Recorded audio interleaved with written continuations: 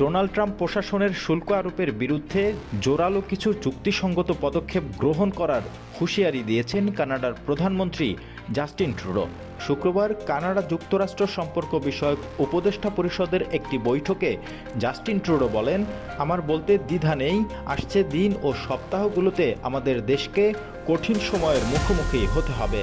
আমি জানি কানাডার নাগরিকেরা হয়তো উদ্বিগ্ন ও চিন্তিত, কিন্তু আমি তাদের জানাতে চাই ফেডারেল সরকার ও সরকারি সব সিদ্ধান্ত প্রকৃতপক্ষে তাদের কথা ভেবেই নেওয়া হয়।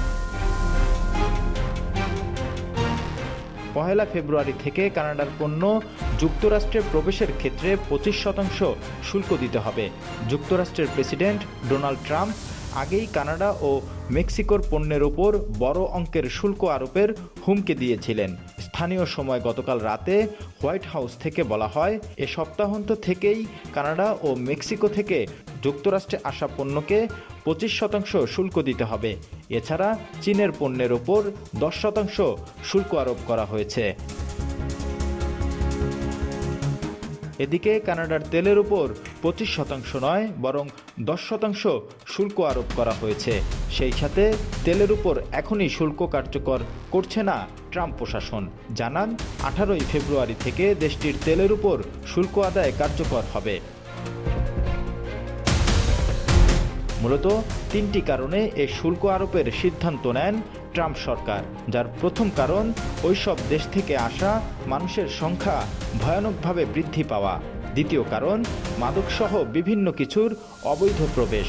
তৃতীয় কারণ কানাডা ও মেক্সিকোকে বিশাল পরিমাণ ভর্তুকি দিতে হচ্ছে দেশটিকে।